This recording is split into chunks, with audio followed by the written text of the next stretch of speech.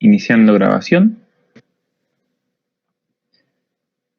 Y lo que me comprometí, ¿cierto?, es hablar hoy día protección radiológica en áreas de pabellón. Antes de seguir, ¿alguien puede permanecer al audio solo uno? ¿Quién puede ser? Yo no estoy viendo el chat ahora, para que me diga si está todo bien.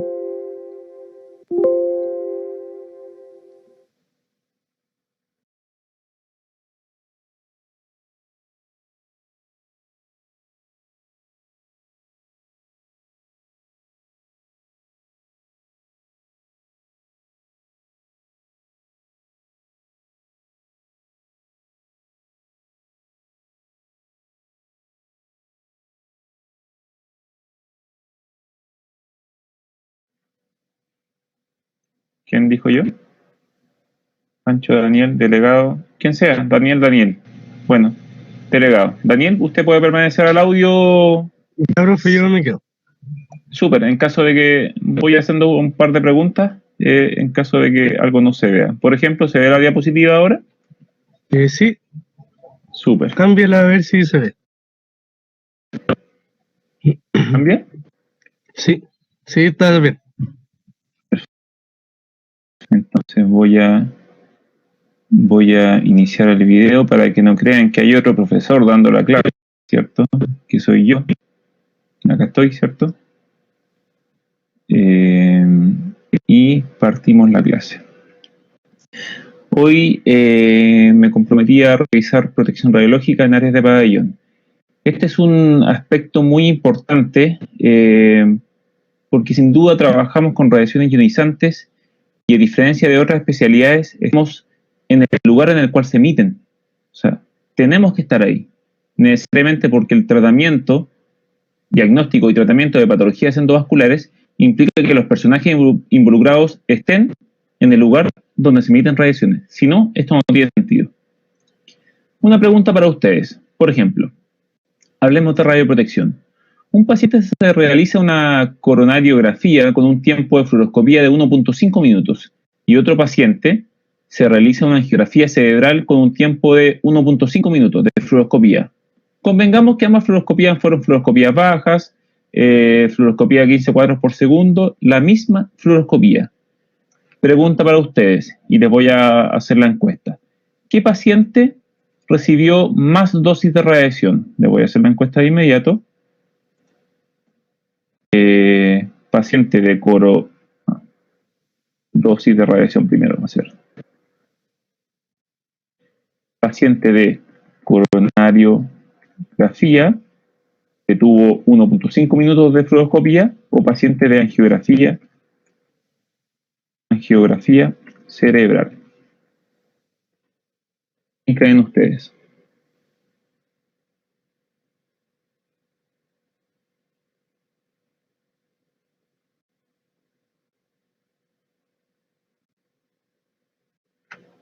Pareciera que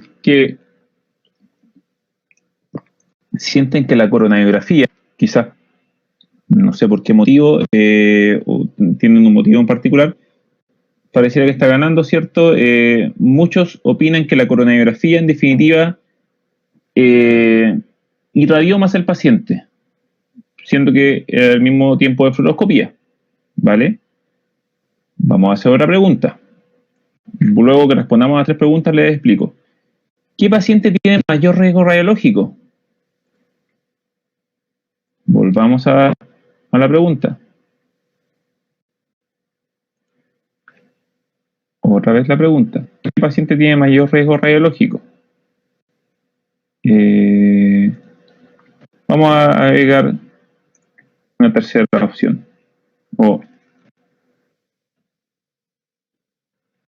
ambos.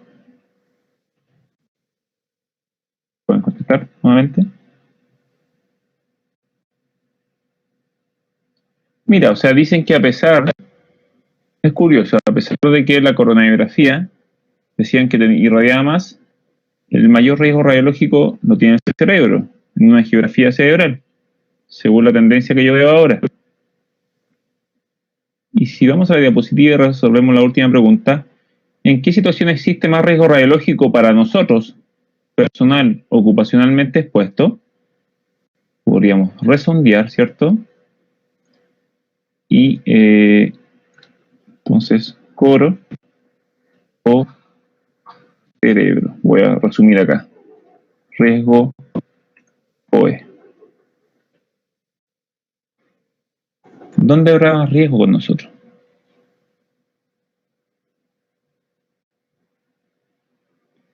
Las respuestas son curiosas porque a ratos nos inclinamos por la coronariografía, a ratos nos inclinamos por la angiografía cerebral, y acá al parecer la coronariografía desde el punto de vista de riesgo radiológico para el personal ocupacionalmente expuesto. Entonces, vamos a responder un poco esto. Respecto a eso, lo primero que les puedo indicar, y vamos a verlo en la clase, que los tiempos de fluoroscopía son un mal indicador de riesgo radiológico. Convengamos eso. Dos tiempos de fluoroscopía iguales no tienen por qué tener el mismo riesgo radiológico para un mismo paciente o para pacientes distintos. La fluoroscopía, vamos a revisar, ¿cierto? Es solo un indicador del tiempo en que tuvimos espía en vivo. Fluoroscopía. No sabemos si hubo técnicas tridimensionales, no sabemos si hubo técnicas de sustracción digital, no sabemos si hubo técnicas de cine, solo sabemos que la fluoroscopía duró 1.5 minutos. Por lo tanto, con la información que nos da el enunciado, no sabemos quién recibe más dosis de radiación, no sabemos quién tiene más riesgo radiológico y tampoco tenemos certeza de qué personaje del personal ocupacionalmente expuesto tiene más riesgo, porque el tiempo de fluoroscopía es un mal indicador de riesgo radiológico. Solo es el tiempo, ¿ya? Y otra pregunta para un poco sondear al grupo. Al finalizar un procedimiento de endoprótesis de aorta abdominal, que es un procedimiento de intervencionismo endovascular, la dosis total entregada al paciente fue de 4.000 miligray.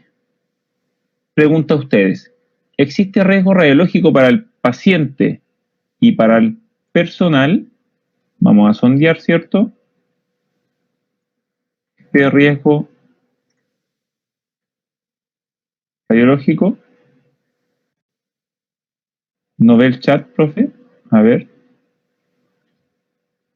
Perdón, alguien me dijo algo. Ah, Camilo.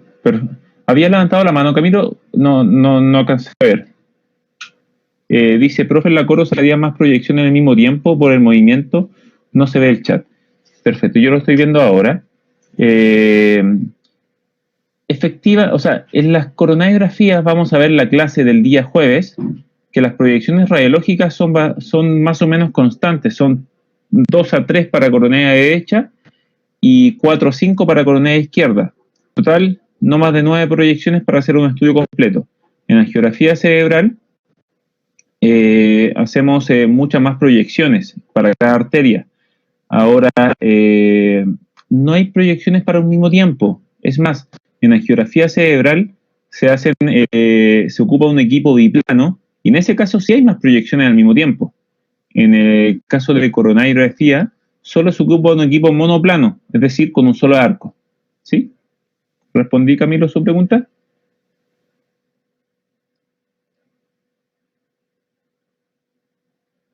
Gracias, Camilo. Respecto a si existe riesgo radiológico, claramente sí existe riesgo radiológico. Ahora, mi pregunta es, ¿qué medidas recomendarían para disminuir la radiación, para disminuir la dosis de radiación? Quizás esta es una respuesta que me gustaría interactuar con ustedes al finalizar la clase, porque les voy a entregar herramientas para ver que eso no se alcance. Y finalmente, me gustaría saber, ¿cuál es la dosis en superficie de entrada del paciente? Convengamos que el equipo nos entregó eso. Mi pregunta es, ¿cuál es la dosis en superficie del paciente? Y con este último sondeo partiríamos la clase. dosis en superficie de entrada. Serán 4000 miligray. ¿Será más que eso o será menos que eso?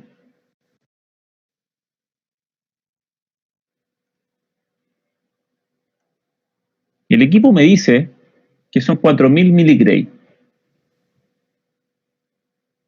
Pregunta, nadie dice que son 4000 miligray.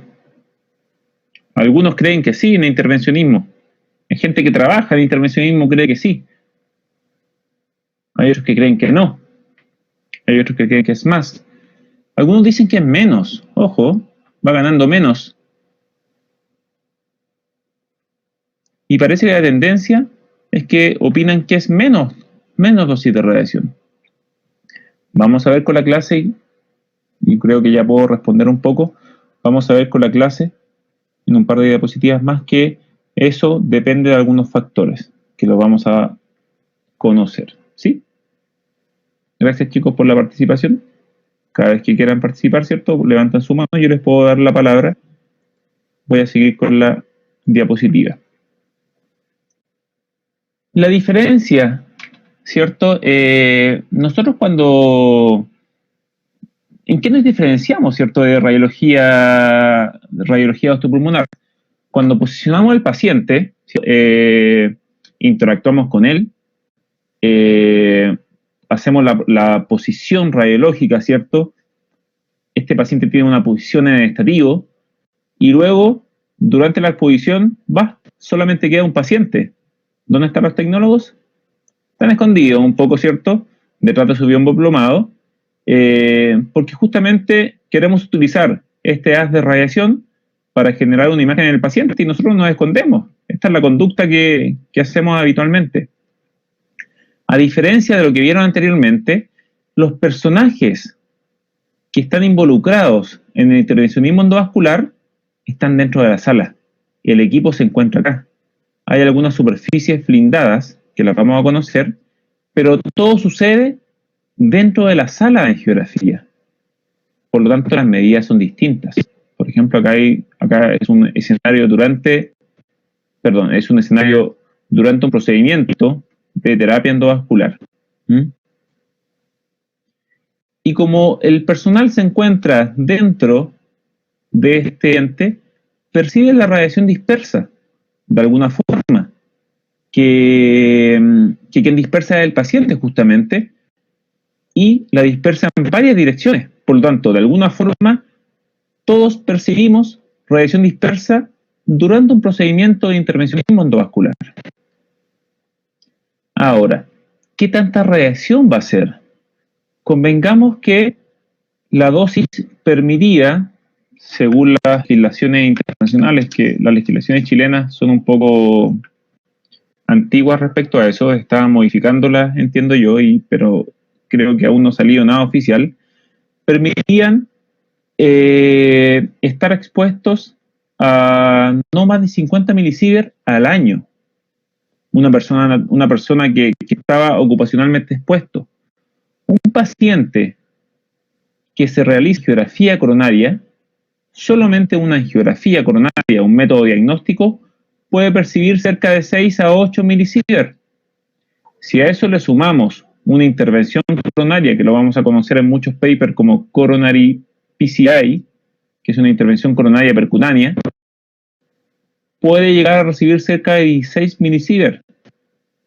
Las legislaciones internacionales dicen que no debería recibir más de 20 milisieverts anuales un trabajador ocupacionalmente expuesto y una persona no involucrada desde el punto de vista ocupacional no debería recibir más del 10% de eso, que serían 2 milisieverts.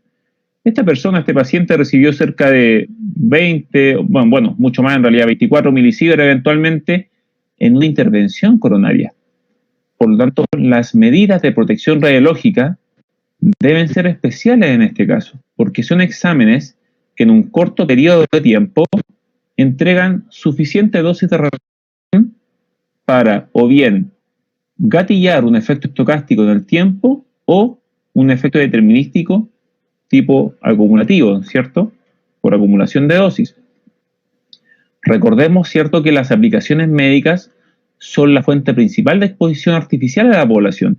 Y fíjense, un reporte de este organismo, un CEAR, del año 2000,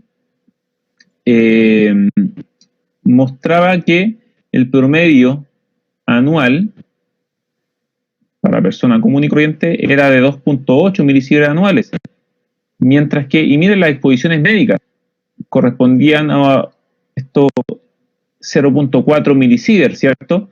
Pero 8 años después hubo un aumento cerca de un 50%. Probablemente al 2020, no encontré un CEAR de 2020, pero al 2020, sin duda que esto tiene que ser mayor. Hay muchas posibilidades de verse expuesto a radiaciones ionizantes, no solamente con nosotros, sino que en escáner, en radiología astopulmonar, en medicina nuclear, en fin. Ahora, ¿cómo se vivía la protección radiológica en el pasado? En el pasado, sin duda que los métodos de imagen eran más rudimentarios. Habían otras formas de vivir la fluorología. Los personajes, ¿cierto?, no estaban debidamente protegidos con su ropa plomada, con sus delantales plomados, con gafas plomadas. Había una suerte de subestimación de la radiación. Pero ya en la Primera Guerra Mundial había cierta conciencia de que esta radiación ionizante podía generar ciertos daños. Las personas empezaron. Ahora, miren esta imagen. Doctor Castellanos, 1934, con las técnicas que tenían disponibles en ese tiempo, realizaron una aortografía torácica en el cual diagnostican una patología que no sé si la ven acá. ¿Se ve bien, Daniel, el movimiento del mouse? Sí, se ve bien, profe. Súper. Déjeme corroborar una cosa, que se está grabando, ¿cierto? Sí, se está grabando. Perfecto. Entonces, este personaje, doctor Castellanos, en 1934, hizo un diagnóstico de un ductus arterioso persistente. 1934, una imagen que convengamos que no es la mejor imagen que les podría presentar yo. Sin embargo, esta imagen de 2017, los equipos no han cambiado mucho de 2017. Nosotros hacemos también diagnóstico de ducto arterioso persistente. La calidad de imagen aumenta, la capacidad de resolver estructuras pequeñas aumentó, sin embargo, hacemos el mismo diagnóstico. O sea, la capacidad de los equipos para hacer ciertos diagnósticos no ha cambiado mucho. Sin embargo, la radioprotección sí lo ha cambiado. Fíjense acá, un equipo de 1934 versus un equipo 2017, o bien, si quieren cambiar esa fecha y coloquen 2020 porque tenemos el mismo equipo. Esta imagen, se me olvidó cambiar eso. El equipo no ha cambiado en definitiva, solamente lo hemos actualizado en software. Por lo tanto, tenemos un equipo muy diferente a lo que se vivía en 1934, pero hacemos diagnósticos similares. Por lo tanto, ¿quién creen que gana en radioprotección? O en realidad ganamos nosotros, ¿no? Sin duda que nos protegemos y tenemos mayores herramientas para solucionar eso. Ahora, distintos escenarios posibles, sin duda. Procedimientos de cardiología, más de un operador y, ¿cierto?, un tecnólogo que está cerca del equipo, soy yo. Personas que están blindadas por un biombo plomar. En definitiva, varios escenarios disponibles. Factor común, la radiación dispersa. En todos, sí, chicos, en todos hay radiación dispersa. Por lo tanto, esto ustedes ya lo conocen, ¿cierto? Que son los principios de protección radiológica. Los principios de protección radiológica deben gobernar, sin duda, el intervencionismo endovascular. O sea, todo procedimiento debe estar justificado, sin duda. ¿Quién justifica eso? Justamente el médico intervencionista. Y muchas veces ustedes justifican la técnica. Ustedes hasta ahora saben cuáles son las potencialidades de cada técnica, ya sea fluoroscopía, tipos de fluoroscopía, sustracción digital, cine, flat panel volume CT en alto o en bajo contraste, roadmap, ustedes pueden justificar de alguna forma el uso o no de alguna herramienta en particular. Limitación de dosis, ¿por qué no? La limitación de dosis también debe estar presente en estas especialidades. Vamos a ver que estas especialidades tienen la particularidad de que para los pacientes, en teoría, no existe limitación de dosis cuando se justifica el diagnóstico. Tiene que haber un balance. Si hay justificaciones de dosis para el personal, perdón, hay limitaciones de dosis para el personal ocupacionalmente expuesto, pero un concepto nuevo que se maneja en intervencionismo endovascular, que se conoce como límite referencial de dosis. Y chicos, los invito a averiguar eso, anótenlo por ahí, límite referencial de dosis, que es probable que les pregunte en un próximo control. Y desde el punto de vista de optimización, es una labor que ustedes y yo, ¿cierto?, que estoy presente en el laboratorio de intervencionismo endovascular, debemos manejarlo a cabalidad. La optimización de todo procedimiento radiológico es función de ustedes. Ustedes son los que definen la optimización.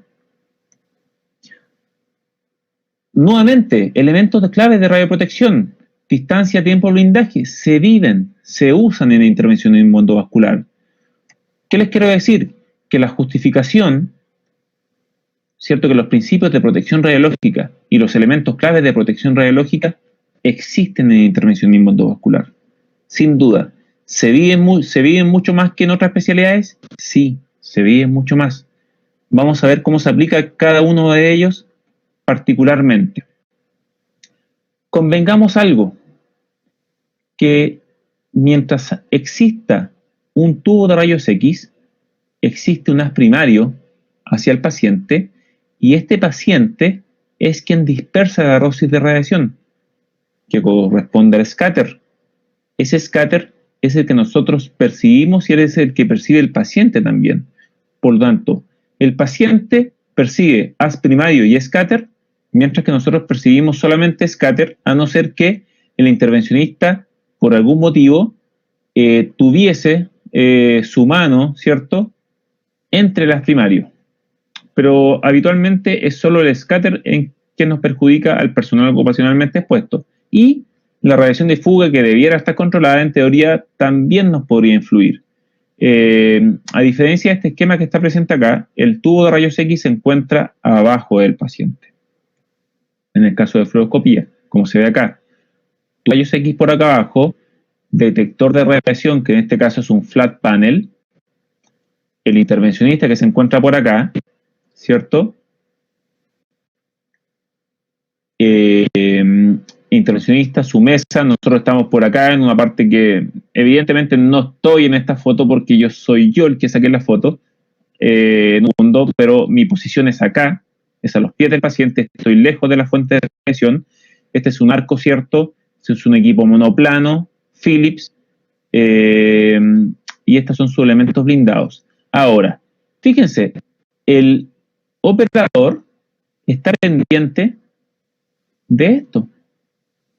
Él está mirando esto. Y nosotros también estamos mirando eso y estamos administrando muchas imágenes al mismo tiempo. Generamos imágenes, generamos una referencia de imágenes, que en este caso es una referencia de una arteriografía pulmonar derecha. El intervencionista está cateterizando, en este caso, una rama pulmonar. Él está mirando la imagen, nosotros también, pero aparte de mirar la imagen, nosotros estamos pendientes de otra cosa. De eso que está ahí, chicos. ¿Qué es eso? Que corresponden a la exposición del paciente. Veamos ahora. Por ejemplo, en este caso, como es un paciente de cardiología pediátrica en este caso, la exposición son a 15 cuadros por segundo. En este caso, la fluoroscopía que se está utilizando es una fluoroscopía baja.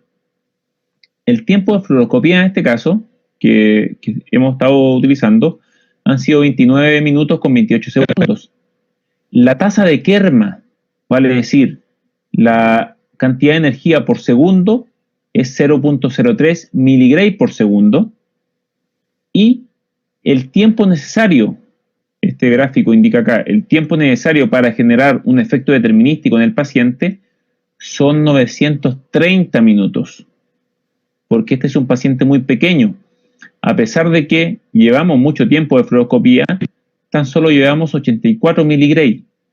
Mi objetivo, chicos, aparte de que la calidad de imagen sea acorde al procedimiento intervencionista, que utilicemos las técnicas correctas y todo lo relacionado con imagen, mi otro objetivo secundario y muy importante es que este tiempo suba y el Kerma no suba tanto. ¿Vale? ¿Cómo logramos eso? De acuerdo a los conceptos de Kerma y PDA.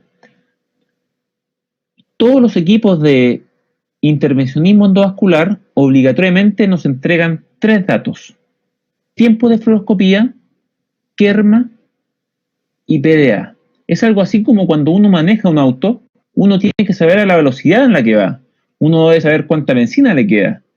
Tenemos que saber datos de nuestro equipo. En el caso de nosotros, sabemos datos de tasa de fluoroscopía, o Kerma acumulado, y producto ociario acumulado. Cuando la fluoroscopía, demos un segundo, cuando la fluoroscopía está activa, nosotros vamos a ver la información de la tasa de Kerma, que se ve acá, que en este caso está en miligray minuto. Pero cuando la fluoroscopía está en off, nosotros veríamos solamente el Kerma acumulado y eventualmente en otro cuadro que acá no lo muestra, el PDA acumulado. ¿Sí? Ahora, antes de seguir, nosotros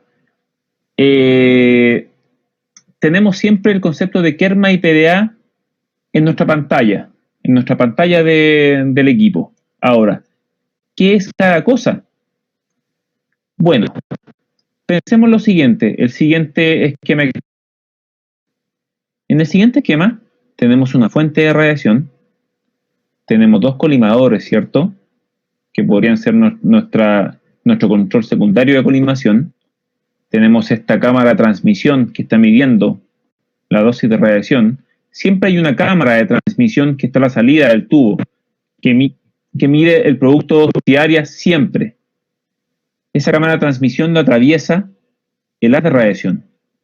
Ahora, si nosotros midiéramos, por ejemplo, el punto 5 y el punto 6, podrían ser mediciones de Kerma. El punto 5 más cercano a la fuente, el punto 6 más lejano. Si yo les pregunto a ustedes, ¿dónde se registra mayor Kerma?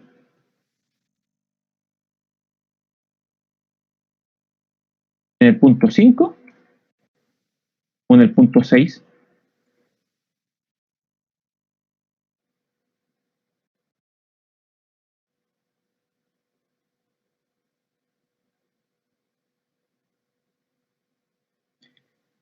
Parece que estamos todos de acuerdo, ¿cierto? Que el punto 5 registra mayor Kerma, porque sin duda que se encuentra más cerca de la fuente de radiación. El punto 6 se encuentra más lejos. Ahora, ¿dónde se registra mayor PDA? Vamos acá.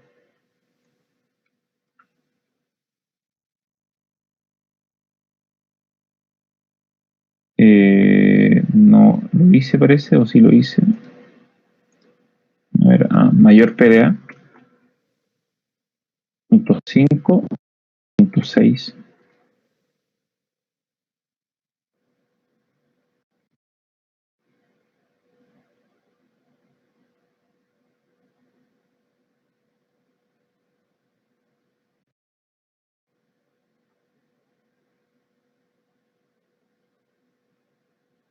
Faltan 9 que responden. 7, 6. Faltan 6 que respondan. Solamente los voy a esperar por lo siguiente. 5 no quieren responder. No hay problema. 4, ahí respondió uno más.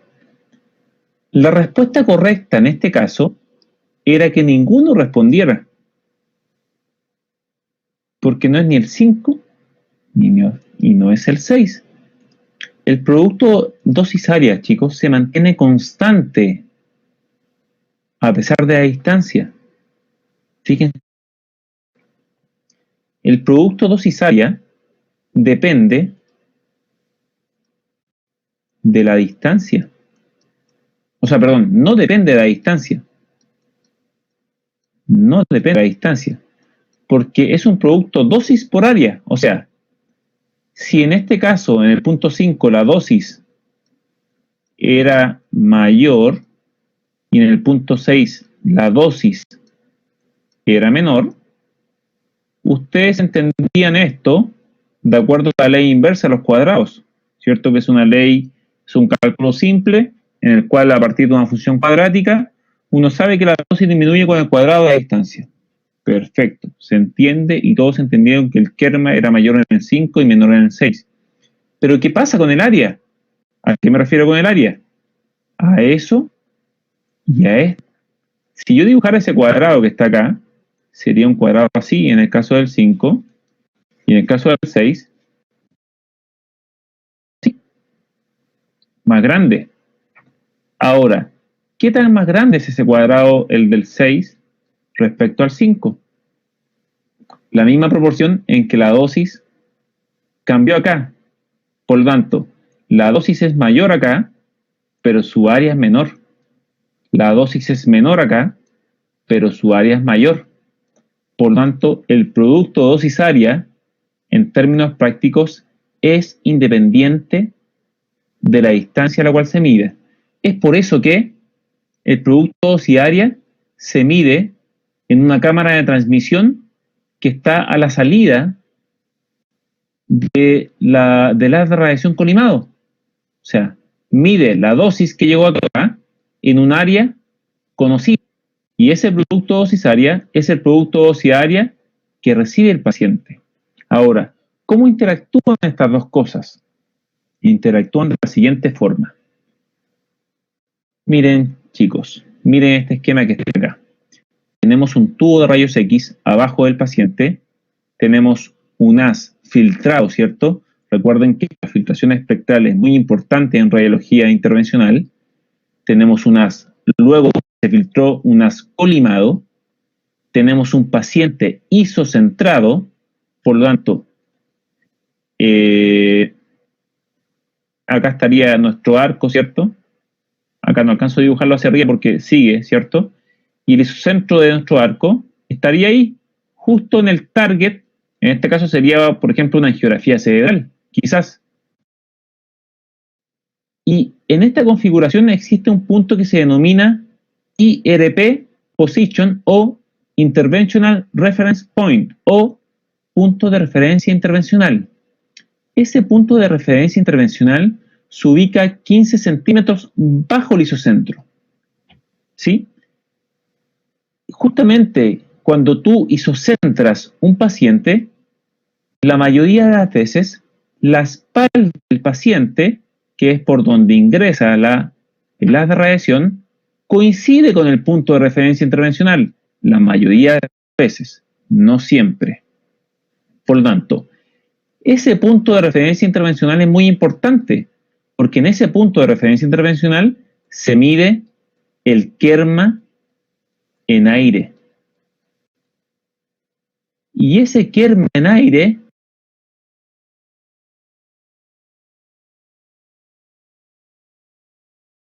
es solamente un estimativo, porque recuerden que la cámara se encuentra acá, se encuentra abajo, a la salida del tubo, o sea, antes de que, dentro de la casa, ¿cierto? Pero a la salida del haz, perdón, acá, perdón, me equivoqué de esquema, en este lado. Se encuentra a la salida del haz, por lo tanto, lo que nosotros medimos siempre es PDA. PDA. El kerma es solamente un estimativo que depende depende de el láser de radiación que se está utilizando. Es la energía que le llega a este punto, justamente el punto de entrada del paciente. Por lo tanto, cuando en un equipo de angiografía tenemos el concepto de Kerma, el concepto de Kerma en teoría sería la dosis en superficie del paciente, más o menos. Es algo estimativo, porque eventualmente el paciente podría estar abajo de su centro. O sea, la espalda del paciente podría estar por el punto de referencia intervencional y eventualmente podría estar sobre el punto de referencia intervencional. Si la espalda del paciente, por ejemplo, si el Kerma en aire, que me dice el equipo, acumulativo, me dice que se han acumulado 1000 miligray y justamente el paciente o la espalda del paciente se encuentra bajo el punto de referencia intervencional, ¿qué creen ustedes que pasa? ¿Qué va a pasar con el Kerma real o con la dosis en superficie real del paciente? Dosis en superficie del paciente. Dosis de radiación, ¿cierto? Convengamos que es dosis de radiación. ¿La dosis real será mayor o será menor? ¿Se actualizó? No se actualizó nada.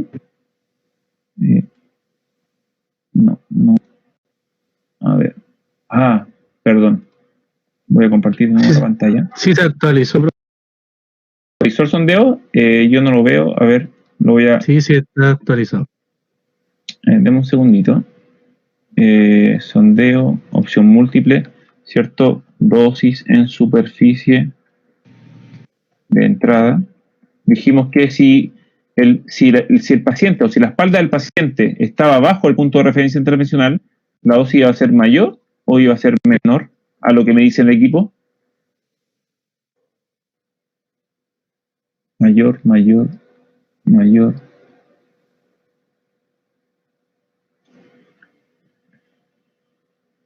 Menor. Quedan 10, ¿cierto? Menor. Mayor.